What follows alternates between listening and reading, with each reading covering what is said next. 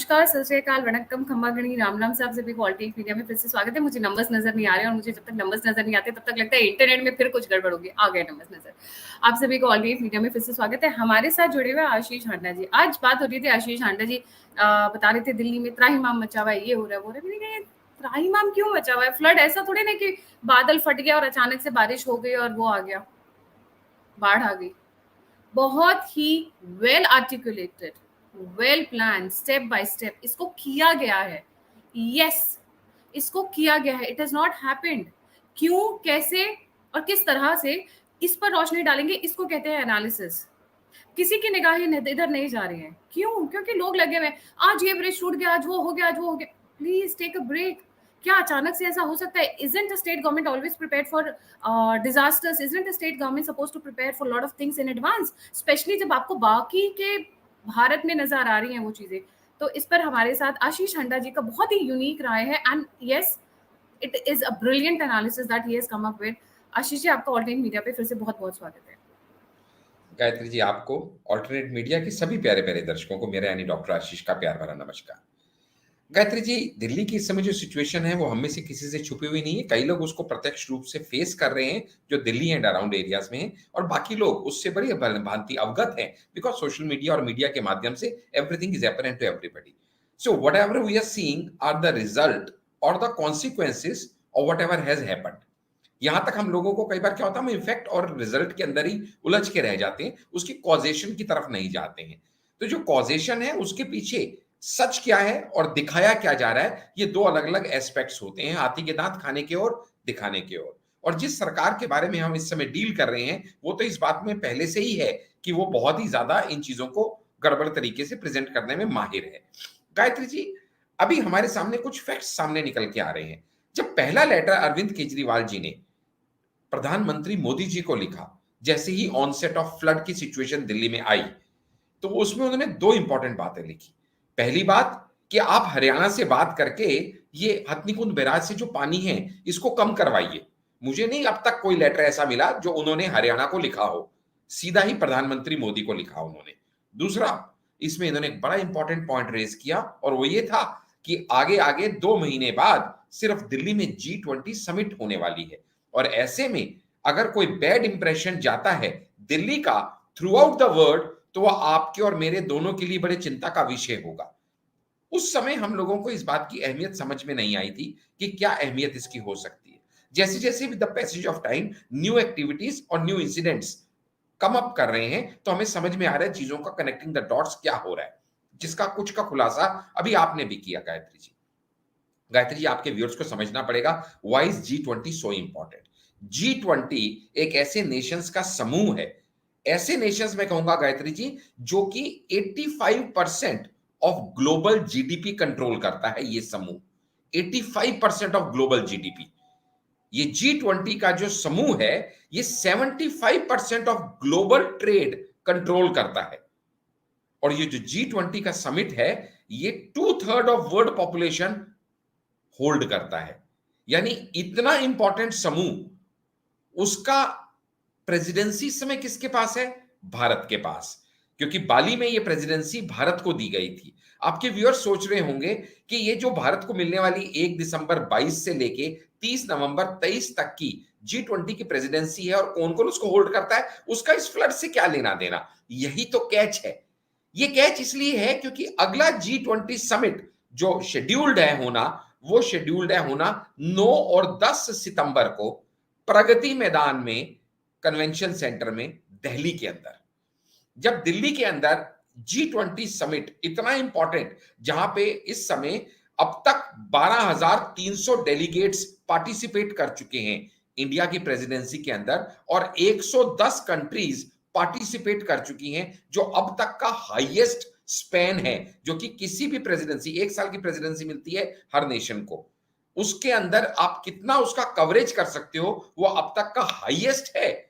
और ऐसे में जब अगला इंडिया की प्रेसिडेंसी के अंदर, इंडिया की कैपिटल के अंदर, दिल्ली के अंदर G20 समिट होने जा रहा है 9 और 10 सितंबर को, उससे पहले ऐसा कुछ किया जाना कि ना सिर्फ भारत का सर शर्म से झुक जाए, अपितु दिल्ली शहर भी क्वेश्चन मार्क में आ जाए कि क्या हम लोगों को यहां G20 समिट में आने जैसा है। तीसरा पॉइंट, जहां जहां पे G20 समिट हुए हैं वहां की रोड की कंस्ट्रक्शन से लेके सारे इंफ्रास्ट्रक्चर से लेके सारे अरेंजमेंट से लेके everything has been financed by the central government, though managed by the state government in conjunction with the central government, but financed because it's a project of the central government being held by the state government. तो ऐसे में अब यहां जितनी भी तबाही होगी, जितना भी यहां पे गंद फैलेगा, जितना भी यहां पे मेंटेनेंस होगा, क्योंकि आज की डेट में निगम बोध घाट में 8 फुट से ऊपर पानी है, रिंग रोड पूरा डूबा हुआ है, राजघाट पूरा डूबा हुआ है, आईटीओ तक पानी आ चुका है, सुप्रीम कोर्ट तक पानी आ चुका है। तो गायत्री जी, इसकी मेंटेनेंस में जो हजारों करोड़ों रुपया लगेगा, प्लस जितना कम टाइम हमारे पास बचा है, क्योंकि हम बात कर रहे हैं 9 सितंबर की और आज हम खड़े हैं 15 जुलाई पे, और अभी तक तो पानी लगभग उसी लेवल पे है, डेंजर के मार्क से इस समय जब आप और मैं बात कर रहे हैं तब भी 2 मीटर ऊपर है। 207.62 पे इस समय दिल्ली का पानी चढ़ा हुआ है, यमुना का जो लेवल है।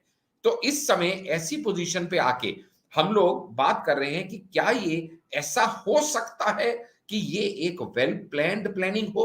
ऐसा विचार बहुत से लोगों के मन में आएगा कि आप ऐसी बात कर भी क्यों रहे हैं। तो हमारे पास कुछ रीजंस हैं ये सोचने के लिए कि क्या ऐसा हुआ है या क्या ऐसा किया गया है। क्योंकि जब हमने कुछ लोगों से एक जनरल सर्वे करने का प्रयास किया, आपको क्या लगता है अरविंद केजरीवाल जी बुद्धू हैं, नासमझ हैं, अनाड़ी हैं, या खेले खिलाड़ी हैं, बहुत पहुंची हुई चीज हैं और बड़े शातिर हैं? तो 99 नहीं 100% लोगों ने सेकंड ऑप्शन को सिलेक्ट किया कि वो मूर्ख बनने वालों में से नहीं है, वो बड़े खेले खाए हैं, बड़े शातिर हैं। गायत्री जी, जब हम फ्लड्स की बात करते हैं, दिल्ली जैसी सिटी के अंदर फ्लड्स आ जाना, वो भी जबकि इतनी हैवी बारिश हुई नहीं, आपने जैसे जिक्र किया बादल फटा नहीं, तो ऐसे में जब बादल फटता है ना गायत्री जी, तो किसी को पता नहीं होता, अचानक अचानक बादल फट गया, अचानक सैकड़ों करोड़ों लीटर पानी आ गया, अचानक बाढ़ आ गई। यहां पे क्या था, यहां पे पिछले 10 दिन से एक एक मिनट की मॉनिटरिंग हो रही थी कि हिमाचल में कहां तक पानी आ गया, पंजाब में क्या पोजीशन हो गई, हरियाणा में क्या पोजीशन हो गई, किस लेवल पे धीरे धीरे पानी रिसीड करता हुआ दिल्ली तक आ रहा है, कितना पानी आ रहा है, कौन कितना पानी छोड़ रहा है, कितने डैमेज के साथ आ रहा है, एवरीथिंग वाज बीइंग मॉनिटर्ड। यहां तक कि इस समय दिल्ली प्रशासन पूरा अरविंद केजरीवाल के पास है, एमसीडी पूरा उनके पास है, पीडब्ल्यूडी पूरा उनके पास है, दिल्ली जल बोर्ड पूरा उनके पास है, इरिगेशन फ्लड डिपार्टमेंट उनके पास है, यानी what can you ask more, सब कुछ तो आपके पास है। फिर भी आप ये प्रिडिक्ट नहीं कर पा रहे कि क्या होने वाला है और आप उसके लिए एम्पली तैयारी टाइमली नहीं कर पा रहे, तो this is something very strange, very shocking, very alarming and very suspicious. Why do I call suspicious?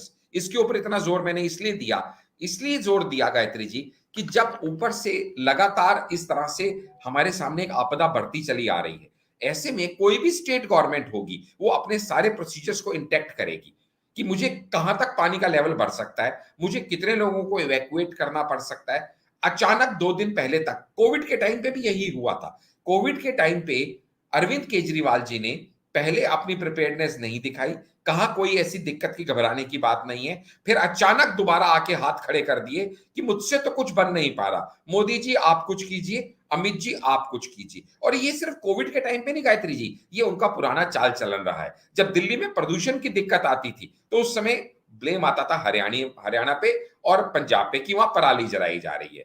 जब पानी दिल्ली को नहीं मिलता था तो हरियाणा पानी नहीं छोड़ रहा, जब दिल्ली में दंगे हो गए तो बीजेपी ने करा दिए, जब कोविड टाइम पे ऑक्सीजन नहीं था तो केंद्र हमसे सौतेला व्यवहार कर रहा है, जब घोटाले में कहीं पकड़े गए शराब घोटाले में तो ईडी और सीबीआई को हमारे पीछे छोड़ दिया गया है, और अब बाढ़ का टाइम आया तो हरियाणा ने हथनी कुंद बैराज से इतना पानी छोड़ दिया, अचानक छोड़ दिया कि हम तो अनप्रिपेयर्ड थे, हमें तो पता ही नहीं चला अब हम क्या करें, हमें तो रातों रात सारे अरेंजमेंट करने पड़े।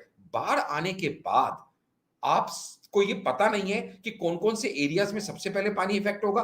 यमुना बाजार के एरिया में गर्दन तक पानी आ गया, लोगों को आपने टाइमली इवैक्यूएट नहीं किया। आपने उनको सिर्फ एक भाषण दे दिया कि आपसे सलाह दी जाती है अपने घरों से बाहर निकल जाइए। अरे एक गरीब आदमी के पास एक संदूक भी होता है ना, तो उसमें उसकी यादों के अलावा उसकी पोटलियां कितनी होती हैं, खाने का सामान भी उसने अगले 15 दिन 20 दिन का जोड़ के रखा होता है, एक फ्रिज, एक टीवी उसके लिए जिंदगी भर का सपना होता है। कुछ लेके जा नहीं पाया कोई व्यक्ति, क्योंकि सिर्फ अपनी जान बचाने के अलावा और कोई रास्ता नहीं था। 41,000 से ज्यादा लोगों को इवैक्यूएट वहां से करना आपका टारगेट है। आप कब शुरू करेंगे? आज तलक भी गायत्री जी जब आप और मैं बात कर रहे हैं, जबकि एनडीआरएफ की 17 टीमें लगी हुई हैं, आर्मी लगी हुई है, उसके बावजूद भी टोटल अभी तक 24,000 लोगों को वहां से निकाला जा चुका है, जबकि 41,000 का टारगेट है। बाकी अभी भी वहीं पे इस इंतजार में है कि कोई हमारी मदद करने गायत्री जी आएगा। आप हालत देखिए कि आपको शुश्रुत ट्रॉमा सेंटर, जो कि अरविंद केजरीवाल जी के निवास से मात्र आधा किलोमीटर 500 मीटर दूर है, वहां पे आनन फानन में कल और परसों में मरीजों को इवैक्यूएट किया गया है, 40 मरीजों को, जिनको एलएनजेपी में भेजा गया है। आप राहत शिविर की बात करते हैं, टोटल 2 एमसीडी स्कूलों में राहत शिविर लगाए गए हैं, टोटल 2, जबकि कुछ प्राइमरी स्कूलों में या दिल्ली सरकार के में भी लगाए हैं, लेकिन उनमें भी अभी तक कोई खाने पीने की सुविधाएं, किसी तरह की दवाई की सुविधाएं लोगों को नहीं मिल पा रही हैं। आपके दर्शक और आप खुद चेक कर सकते हैं, दुनिया भर के न्यूज मीडिया चैनल वहां पे पहुंचे हुए हैं और कहीं उनको कोई राहत देने वाला व्यक्ति दूर दूर तक देखने को दिखाई नहीं दे रहा। अब जो मैं पॉइंट आपको बताने जा रहा हूं ना गायत्री जी, ये आपके दर्शकों को हैरान परेशान कर देंगे। जब पता हो कि ऐसी सिचुएशन आ सकती है, आने वाली है, तो क्या हम अपना मेंटेनेंस वर्क पूरा रखेंगे कि नहीं रखेंगे गायत्री जी? लेकिन आपको जान के हैरानी होगी कि मेंटेनेंस वर्क तो पूरा रखना दूर की बात है, यहां पे तो ये सिचुएशन इस समय आई हुई है कि जो ऑलरेडी हमारे डैम हैं, जो ऑलरेडी हमारे बैरक्स हैं, उनके गेट जाम हो रहे हैं। ऐसा भी बराज है जिसके 5 गेट जाम हैं, जो पानी आगे दिल्ली से हम निकाल नहीं पा रहे, आर्मी उसको खोलने का प्रयास कर रही है। ऐसा भी हो चुका है हमारे सामने कि जहां पे ओखला के आसपास के एरिया का अलीपुर डैम का भी एक जगह पे क्रैक डेवलप्स हो चुके हैं, और वो क्रैक डेवलप होने से लोनी पूरा फ्लड हो चुका है। डैम के अंदर क्रैक्स डेवलप होने हैं गायत्री जी, आप सोच के देखिएगा क्या मेंटेनेंस वर्क आपने करके रखा हुआ है। अगर मैं आपको अगली बात बताऊं, तो इस समय आईटीओ में जो पानी आ रहा है ना गायत्री जी, जो इस समय राजघाट डूबा पड़ा है, वो इसलिए नहीं डूबा पड़ा कि यमुना का स्तर इतना ऊपर हो गया कि वहां से क्रॉस होकर आईटीओ पे पानी आ गया। वो इसलिए डूबा पड़ा है क्योंकि वहां पे एक रेगुलेटर है at drain number 12। Drain number 12 का रेगुलेटर क्या काम करता था, it was in place near ITO, कि जो दिल्ली का पानी, सिटी का पानी यमुना में थ्रो करता था, लेकिन उसके अंदर खराबी आ गई है। वो उसका जो वॉल्व था वो खराब हो गया है, जिसकी वजह से बैक फ्लो वाटर मार के अब यमुना का पानी वापस दिल्ली के अंदर आ रहा है और इससे दिल्ली डूबती जा रही है। क्या मेंटेनेंस लेवल है आपका? आपको क्या पता नहीं है पीछे से क्या सिचुएशन हो रही है, और ऐसे में भविष्य में क्या हो सकती है? आप दिल्ली वालों को जिस तरीके से इस बार फिर से एक तरह से असहाय हालत में छोड़ने का इस समय आपकी हालत हो रखी है, क्योंकि आप तो अपने हाथ खड़े कर दोगे, हमसे कुछ नहीं होता जी, लेकिन that does not solve the problem Gayatri ji. Delhi के पानी के संरक्षण के अंदर जो लापरवाही बरती गई है ना, उसमें जल बोर्ड ने 2018 में 155 जलाशय के पुनर्जीवन के लिए आदेश दिया था। 22 झील और 200 जलाशयों के पुनर्विकास की योजना तैयार की गई थी, जिसको ये अपना छाती पीटते हैं कि हम झील बना देंगे। ये अविनाश जी, मालूम अभी तक सिर्फ सॉरी आशीष जी, मालूम अब तक मैं जी एक सेकंड आपको थोड़ा पीछे लेकर जाऊंगी, हम दिल्ली पे आ रहे आते हैं। देखिए, जब भी कुछ होता है भारत में तो न्यूज मीडिया हर जगह फ्लैश मारती है। हिमाचल में बादल फटा, क्योंकि मैंने जी बादल फटा वहीं से उठाया। क्या ये कान में रुई डालकर सो रहे थे, या फिर ये भांग पीकर सो रहे थे, या नींद की गोली खाकर सो रहे थे? That he didn't know. सभी लीडर्स को पता होता है, let me put it on record, पहाड़ का पानी नीचे आएगा। नीचे कहाँ आएगा? दिल्ली में आएगा। सारी ट्रिब्यूटरीज पानी अपना ऑब्वियसली वहां होल्ड करके तो नहीं रखेंगी ना, वो बहते बहते दिल्ली की ही तरफ आएगा। ट्रिब्यूटरीज यमुना की है, यमुना की तरफ आएंगी। 10 दिन से, मैं जब से भारत आई हूँ 10 दिन से ये रोज सुनने को मिल रहा है, हिमाचल में यहाँ हुआ, वहां हुआ, वहां हुआ। डिड ही डेलिबरेटली वेट कि पानी यहाँ आ जाए और मैं बोलूं मोदी की करामात है। Is this what he wanted to do all the time? 10 दिन से ये कान में क्या तेल डालकर सो रहे थे? What exactly was he doing? वो सिर्फ इसी इंतजार में बैठे हैं कि हम अपनी मेहनत पैसा अपने विकास के लिए लगाएंगे और दिल्ली को संभालना इस समय मोदी जी की जिम्मेवारी है, क्योंकि G20 आ रहा है। अपनी जरूरत को वो किसी तरीके इसको संभालेंगे, नहीं संभालेंगे तो अपनी बेइज्जती कराएंगे। इसमें मुझे क्या लेना देना है? जबकि आपके व्यूअर्स को गायत्री जी ये पता होना चाहिए, जो आदमी खुद को दिल्ली का मालिक कहता है, दिल्ली का चीफ मिनिस्टर है, उसको ये पता होना चाहिए कि जो दिल्ली का जो ये सारा का सारा स्ट्रक्चर बना हुआ है ना, ये पता होना चाहिए हर एक आदमी को जो दिल्ली में रहता है, और खासकर चीफ मिनिस्टर्स को और उसके इस पूरी टीम को, कि दिल्ली में यहाँ पे अभी भी कोई बरसाती नाले अलग नहीं है। बरसाती नाले और सीवर के नाले जॉइंट हैं। इसका मतलब क्या निकलता है गायत्री जी, कि वो जो सीवर का जॉइंट होने की वजह से उसमें बार बार गाद फंस जाता है, इसलिए उसकी रेगुलर क्लीनिंग बहुत इंपॉर्टेंट है। अनलेस अगर ऐसा नहीं होगा तो वो बार बार बैक मारेगा, और बैक मारने से दिल्ली पूरा का पूरा फंस जाएगी। दिल्ली में 309 नाले अभी भी सीवर से जुड़े हुए हैं। क्या ये डाटा इनके पास नहीं है? 100% है। क्या इन्होंने इन सबकी सफाई करा दी? बिल्कुल नहीं।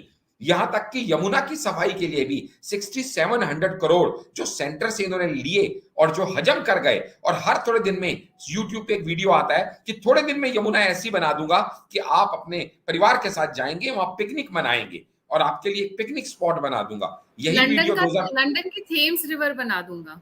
आज दिल्ली की 14 ये में, हालत 15 में, 17 में, 19 में, 21 में, 23 में, अब 25 की डेट इन्होंने मांग ली है। लेटेस्ट जो इनका वीडियो आया है, यानी कहने का मतलब यह है कि इनको यह अच्छे से पता है कि ये अपना काम जो इनका दिया हुआ है नहीं कर रहे हैं।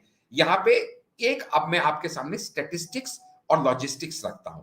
होता क्या है गायत्री जी, यमुना जो है, यमुना दिल्ली के अंदर फ्लो कर रही है। It's a life line of Delhi.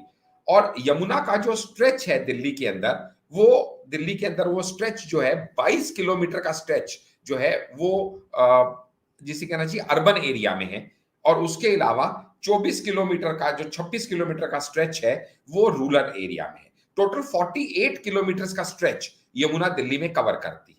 उसमें 48 किलोमीटर के स्ट्रेच में, which is a pretty long stretch, जो जितनी चौड़ी यमुना होती है उतना इजीली बाढ़ का पानी जो है वो आगे की तरफ फ्लो कर जाता है। बट इवेंचुअली इन्होंने किया क्या है, because of urban development, because of miss planning, इन्होंने जो उसका रिवर बेड है यमुना का, उसमें एनक्राउचमेंट करके कंस्ट्रक्शन करनी शुरू कर दी, जिसकी वजह से यमुना का जो ब्रॉडनेस है वो कम होनी शुरू हो गई, स्पेशली अराउंड आईटीओ। अब जब ये ब्रॉडनेस कम हो जाएगी तो कॉमन सेंस की बात है, जो चीज इतनी चौड़ी थी उसमें पानी फ्लो करता था, अब वो चीज इतनी चौड़ी रह गई तो पानी का लेवल ऑटोमेटिकली राइज करेगा। Point number 1। पॉइंट नंबर 2, इस यमुना के आसपास जो वेटलैंड्स थे, जो एक्सेस वाटर को एब्जॉर्ब कर लिया करते थे, वो अब एब्जॉर्ब नहीं कर पा रहे। इसलिए नहीं कर पा रहे क्योंकि वहां पे भी सब कंक्रीट हो गया है, इसलिए पानी लेवल राइज करना शुरू कर गया। तीसरा, यमुना की जो क्लीनिंग होनी चाहिए उसके रिवर बेड्स की, जिसके लिए 6800 करोड़ रुपया इन्होंने लिया, और बहुत बार प्रॉमिस किया हम करेंगे, लेकिन कोई भी इंडस्ट्रियल वेस्ट, कोई भी कंस्ट्रक्शन वेस्ट वहां ना गिरा जाए, इसके लिए इन्होंने सफिशिएंट स्टेप्स नहीं उठाए, जिसकी वजह से वो पानी के रेगुलर फ्लो में ऑब्स्ट्रक्शन आने लगा और वो पानी का लेवल राइज करने लगा। जो 22 किलोमीटर का स्ट्रेच है यमुना का, जो अर्बन मैंने कहा, उसमें 25 ब्रिजेस कंस्ट्रक्टेड है। इन सबसे भी पानी ऑब्स्ट्रक्ट होता है, और इसके लिए रेमेडियल एफर्ट्स टाइमली करना जरूरत होता है। डेपोजिशन ऑफ स्लिट को टाइमली हटाना जरूरी होता है। यमुना का रिवर बेड का लेवल अपने आप बढ़ता जा रहा है। क्यों? क्योंकि नीचे गंद इकट्ठा होता चला जा रहा है। नीचे सारा सफाई होनी, जो ड्यू है बहुत टाइम से जिसके वादे किए गए हैं, वो नहीं हो रहा है। और यही वजह है गायत्री जी कि जब ये कहते हैं ना कि हथिनाकुद बैराज से पानी छोड़ा गया जिससे डूब गई दिल्ली, तो मैं इसको कंडेम करता हूं। इसलिए कंडेम करता हूं क्योंकि हथिनाकुद बैराज से जो टोटल पानी छोड़ा गया है, वो छोड़ा गया है गायत्री जी तकरीबन 3.5 लाख क्यूसेक पानी। जो 3.5 लाख क्यूसेक पानी छोड़ा गया है, उससे यमुना में इतना पानी आ गया कि दिल्ली डूब गई। Absolutely nonsense. व्हाई? क्योंकि इससे पहले यमुना में 8 लाख क्यूसेक पानी छोड़ा जा चुका है इसी हथिनाकुंड बैराज से।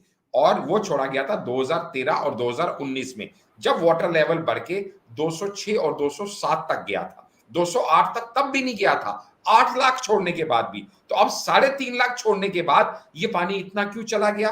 Because of all the reasons I just stated to you. And Gayatri ji, चलते चलते एक बात और जरूर बताना चाहूंगा आपके दर्शकों को, जो कि बहुत ही रेलेवेंट है। एक मिसकंसेप्शन फैलाई जा रही है कि हथना खुद बैराज से जरूरत से ज्यादा पानी छोड़ दिया गया, उससे पूरी दिल्ली फ्लड हो गई। तो ये मिसकंसेप्शन फैलाने वाले जानते नहीं इसके बारे में, मैं ये मान नहीं सकता, because they are all literate people, intelligent people being guided by IAS officials of the highest rank। ये दिल्ली की भोली भाली जनता को बेवकूफ बनाने के लिए ऐसी स्टेटमेंट्स दे रहे हैं, जिसका खंडन करते हुए मैं बताता हूं कि हथना खुद बैराज है, डैम नहीं है, इसलिए अनलिमिटेड वाटर स्टोरेज वहां नहीं हो सकती। वहां पे बैराज है जिसकी कुछ कंडीशंस है, और वो बैराज बनता है पानी को डाइवर्ट करने के लिए, और 1 लाख क्यूसेक पानी तक वहां रोका जा सकता है। उससे ज्यादा रोकते ही वो डैम, उसके बैराज के जो डोर्स हैं वो सब एकदम बर्स्ट ओपन हो जाएंगे। इसलिए 1 लाख क्यूसेक होते ही वो पानी छोड़ना उनकी मजबूरी है, और ये दिल्ली भी जानती है, दिल्ली के पीडब्ल्यूडी इंजीनियर्स भी जानते हैं, फ्लड एंड इरिगेशन कंट्रोल के मिनिस्टर भी जानते हैं, और खुद चीफ मिनिस्टर भी जानते हैं। एनडीआरएफ को बुलाने से इनका कुछ राहत हुई, आर्मी को बुलाने से इनकी कुछ राहत हुई, लेकिन जिस तरीके से ये हाथ खड़े कर देते हैं, आज भी एनडीआरएफ को थ्रू आउट इंडिया को देखना है। सौरभ भारद्वाज जी मीडिया के सामने एलजी साहब को कहते हैं, भाई हमने तो रात को ही बुलाया था, ये लोग आए नहीं हमारे कहने से, और अपनी ट्वीट में लिखते हैं कि ये ऑर्डिनेंस का ही कमाल है कि आईएएस ऑफिसर्स बाढ़ के टाइम पे भी अपने मिनिस्टर्स की सुनते नहीं। इस टाइम पे भी इनको पॉलिटिक्स करनी सूझ रही है, जबकि इनका इसका जवाब देना जरूरी नहीं समझते कि जब 22 स्टेट्स के पास अपनी एसडीआरएफ है, तो एनडीआरएफ की जरूरत हमेशा एसडीआरएफ से ना कंट्रोल हो तो पड़ती है। दिल्ली के यूनिट की एसडीआरएफ कहां है? वो क्या कर रही है? बनी है कि नहीं बनी है? आज तक बनी है, नहीं बनी है? कितने लोगों को इन्होंने अपने रिफ्यूजी कैंप में रखा है? कितनों को खाना मिल रहा है? कितनों को मेडिसिन मिल रही है? क्योंकि अगर ये बैक फ्लो ऑफ वाटर शुरू हो गया ना गायत्री जी, जिसके बहुत चांसेस हैं, क्योंकि इन्होंने 100% में से सिर्फ 68% नालों की डिसिल्टिंग की है, जो कि 20 जून तक हो जानी चाहिए। तो सोच के देखिएगा, अभी तो सिर्फ यमुना का पानी है, इसके अंदर अगर सब शिट भी मिलके आने लगेगी तो किस लेवल की गंदगी दिल्ली के अंदर फैल जाएगी, क्या हेल्थ हैजार्ड्स हो सकते हैं, जिसके किसी भी चीज के लिए अरविंद केजरीवाल और दिल्ली सरकार तैयार नहीं है, क्योंकि इनका सारा ध्यान सिर्फ और सिर्फ पब्लिसिटी पे रहता है। वो शीश महल बनाने में जो इन्होंने 55 करोड़ खर्च किए कोविड टाइम पे, उस टाइम पे भी अगर इनको दिल्ली वालों की चिंता नहीं थी, तो अब दिल्ली वाले समझ सकते हैं कि इनको दिल्ली के जनता की कितनी चिंता है। और इनका एक ही ध्येय समझ में आता है कि इस तरीके से बर्बादी फैला दो कि अपकमिंग G20 या तो हो ना पाए या एक शर्मिंदगी का सबब बन जाए, क्योंकि जहां पे एंटी इंडिया नैरेटिव सेट करने की बारी हो, वो ऐसा कोई मौका ना इन्होंने आज तक छोड़ा है, ना आज छोड़ना इसीलिए चाहेंगे। मैंने इसका टाइटल दिया था, ये मोदी और शाह की बाहें मरोड़ने की कोशिश करें। मैं थोड़ा सा पीछे लेके जाऊंगी, इस वक्त जी। 500 से ज्यादा हमारे साथ व्यूअर्स जुड़े हुए हैं, और मैं सभी से प्लीज रिक्वेस्ट करूंगी, please like, subscribe and share. I know बहुत लोगों को हमारी चीजें पसंद नहीं आ रही है, तो you understand what they are doing now. What is happening? G20 number 1 क्यों? G20 क्यों? मैं आपको थोड़ा सा पीछे लेके जाऊंगी, और मैंने भगवंत मान को इससे क्यों जोड़ा हुआ है। इन्होंने कोशिश की G20 खराब करने की, जब पंजाब में हुआ था अमृतपाल सिंह वाला सिनेरियो सबको याद है। शाह और मोदी को स्पेशली फोर्सेस उतारनी पड़ी थी, ऐसी फोर्सेस जो तलवार चलाने वाले, भाला चलाने वाले उदंड व्यक्तियों से डील कर सके, मॉब से डील कर सके। That was the kind of forces launch, and this is not long time back. वहां पर क्योंकि फोर्सेस पहुंच गई थी, अमृतपाल सिंह अंडरग्राउंड हो गए, तो चीजें संभल में आ गई थी, वहां पर तो डील कर लिया गया था। तो दिल्ली आ जाओ, and this is the most natural way. बाढ़ आ गई जी, बाढ़ आ गई जी, बाढ़ आ गई, बाढ़ आ गई, क्या आपको अचानक से बता के आ गई? और ऐसा नहीं है कि ओवरनाइट आ गई, बादल फट गया, no, it is happening from last 10 days. You were supposed to be proactive, you were supposed to do the desilting, you were supposed to open the barrages, you were supposed to open the जितने भी blockages हैं drains के, नहीं, not at all। पहले आ जाने दो, लोगों के घर डूब जाने दो, फिर रीसेटलमेंट के नाम पे हो सकता है थोड़ा बहुत पैसा भी इधर उधर मिल जाए, क्योंकि ये तो हमेशा से ही रहा है। पंजाब का बदला, पैसे का बदला, इंटरनेशनल बेइज्जती का बदला, मोदी और शाह की बाहें मरोड़ने का बदला, क्योंकि जो अब खराब होगा, उसको तो ये भाई साहब हाथ खड़ा कर देंगे, भैया हमारे पास तो पैसे नहीं है, how do we deal with it, हमें मोदी पैसे दे नहीं रहे। तो अपनी, वो कहते हैं ना, घर में एक परिवार में एक ऐसा बंदा होता है जो इज्जत बचाने के लिए, जो अपनी इज्जत रखने के लिए एक स्टेप आगे जाकर सैक्रिफाइस करना पड़ता है, उन्हें एक स्टेप आगे जाकर कुर्बानी देनी पड़ती है। कुछ वैसी ही सिचुएशन अब होगी, क्योंकि अब तो भाई पैसा तो है नहीं दिल्ली सरकार के पास में, और अभी ऑलरेडी बोल दिया ब्यूरोक्रेसी हमारी नीचे होती तो हम डोल लेते। By the way, Saurabh Bharadwaj पिछले कुछ टाइम से सिर्फ यही घूम रहे हैं लेके, ऑर्डिनेंस होता ऑर्डिनेंस होता ऑर्डिनेंस होता। इनका सारा फोकस कंस्ट्रक्टिव नहीं है, डिस्ट्रक्टिव है। सारा फोकस कहाँ है? मोदी और अमित शाह की बेइज्जती हो कम वॉट में, दिल्ली की जनता डूबे मरे खाए पिए नौटंकी, they don't care a dam. नहीं तो 10 दिन से आशीष जी, 10 दिन से हम देख रहे हैं हिमाचल में क्या त्राहिमाम मचा हुआ है। एक किसी बेवकूफ बंदे को भी बोलेंगे तो बंदा ये बोलेगा, अरे तो पहाड़ों में, दिल्ली में तो कभी भी पानी आ जाएगा। ऑब्वियसली आ ही जाएगा, नीचे है हम लोग, राइट। सो डाउन द मतलब ग्रेविटी ऑब्वियसली नीचे आती है, पानी इधर से ही जाएगा, यमुना के थ्रू जाएगा, गंगा जी के थ्रू जाएगा। That is a way you plan a disaster. Actually he beautifully plan a disaster in order to shame Modi and Shah, central government से बदला लेने के लिए। अब क्या है, अब कुछ भी होगा तो पैसे दे दीजिए साहब जी। G20 का काम तो तभी हो सकता है जब पैसे मिलेंगे, नहीं तो हो ही नहीं पाएगा, क्योंकि बहुत सारी अथॉरिटीज इनके नीचे है। Ashish, anything on the concluding remark? बस कंक्लूडिंग में यही गायत्री जी कहूंगा कि इन्होंने इसमें दो फायदे हैं, एक तीर से दो शिकार। एक तो इनकी इस मॉनसून के लिए बिल्कुल कोई तैयारी थी ही नहीं, इसलिए तैयारी नहीं थी कि मार्च 22 में भी दिल्ली गवर्नमेंट ने एश्योर किया था कि जमुना में गिरने वाले सभी नालों का हम निरीक्षण करेंगे और उसकी सीवेज ट्रीटमेंट की जाएगी, जो इन्होंने नहीं की। यमुना की सफाई के लिए इन्होंने कुछ किया नहीं, उसका बेड डर्टी होता चला जा रहा है, वाटर लेवल राइज होता जा रहा है, किनारों को पक्का किया नहीं, जिससे वहां पे वो सब पानी स्पिल ओवर हो रहा है, और उसके अलावा जो बैक लैश हो रहा है पानी का, उसके लिए भी इन्होंने कुछ किया नहीं। तो इन्हें अपनी नाकामयाबी छुपाने का एक मौका मिल गया, plus Modi, India, G20 everything को डिफेम करने का एक मौका मिल गया। और ये सारा का सारा इस तरीके से किया गया उन्होंने कि जब उनको जो जो टास्क दिए गए थे, जब मैंने आपको कहा ना कि उन्होंने 200 जलाशय बनाने का उनको ऑर्डर मिला था दिसंबर 2018 में, तो उसमें से सिर्फ 45 बनाए अभी तक पिछले 5 साल में, 200 में से।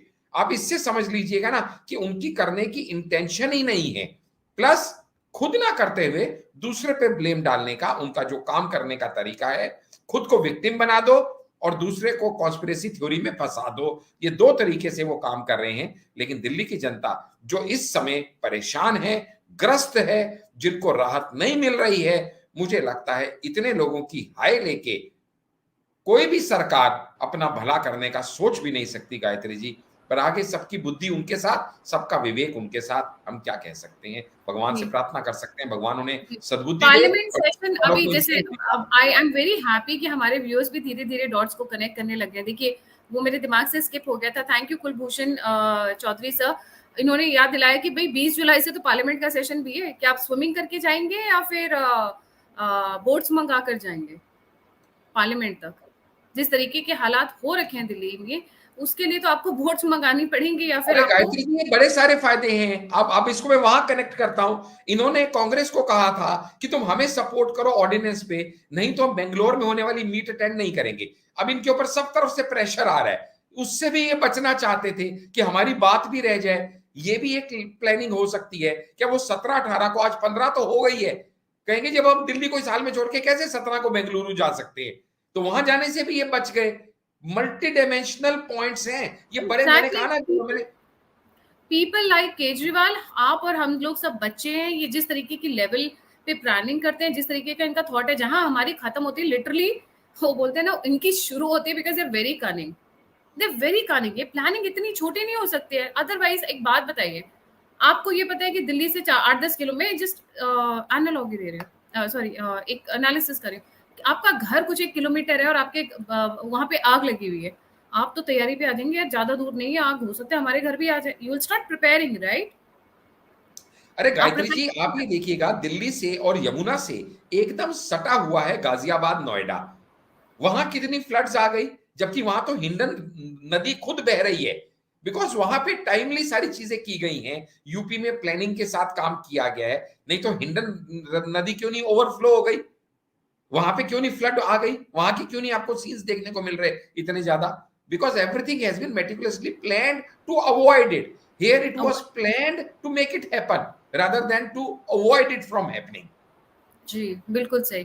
Thank you so much Ashish ji. जाने से पहले सभी व्यूअर्स से रिक्वेस्ट है, हाथ जोड़ के विनम्र निवेदन है, please don't forget to like, subscribe and share the alternate media. अगर आप कंट्रीब्यूट करना चाहते हैं, आप सपोर्ट करना चाहते हैं, फीडबैक देना चाहते हैं, तो सभी लिंक्स डिस्क्रिप्शन बॉक्स में। इसी के साथ जय हिंद, जय श्री राम, हर हर महादेव।